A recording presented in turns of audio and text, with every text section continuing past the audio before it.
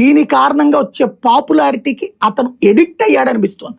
అంటే డ్రగ్స్ అట్లాంటి మొత్తం ఈ పాపులారిటీకి మీరు నా కొడక లం కొడక రారా చూసుకుందాం, నువ్వు మగాడివేరా నువ్వు ఇట్లాగ మాట్లాడినప్పుడు బా నువ్వన్న మగాడివి అని కింద కామెంట్లు పెడతారు.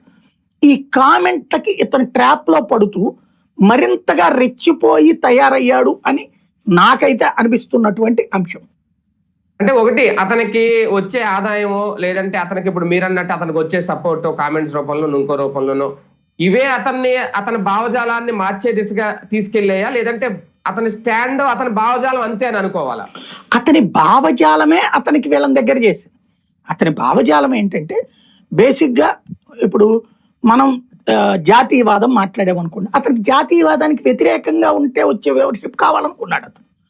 అట్లాగే హిందుత్వ లేకపోతే ఒక సంస్కారవంతమైన జీవనం గురించి మనం మాట్లాడితే ఆ సంస్కారం ఇప్పుడు అదేది దాని ఏదో సామెత ఉంది కదా, కడుపు కక్కుతో ఏంటి, కడుపు వస్తే ఏంటి, మనం ఏమన్నా సంసారం చేసుకుంటే ఏంటి, ఎవరి పెళ్ళం ఎవరితోనో ఎట్లాగో ఆలోచనలు, ఇట్లా మాట్లాడే వాళ్ళకి ఈ ఓవర్ మెచ్చుకోలు నడుస్తుంది అక్కడ. ఇప్పుడు మనం భార్య భర్త పిల్లలు ఇది ఒక జీవితం కుటుంబం అని మనం మాట్లాడతాం, ఇది మన ధర్మం నేర్పిందని. తొక్కలో ధర్మం అదే కనుక ఎట్లయితే బాగుంటుంది అని వీళ్ళు మాట్లాడతారు. దీనికి కామెంట్లు ఎక్కువ ఆదరణ వస్తుంది. నేనేమంటానంటే కామెంట్లకు అస్సలు ఎడిక్ట్ కాకూడదు. ఇప్పుడు మన దగ్గర కామెంట్లు ఉన్నాయనుకోండి, 70% పాజిటివ్ వస్తే 30% వ్యతిరేకం వస్తే కొన్నిటికి 90% పాజిటివ్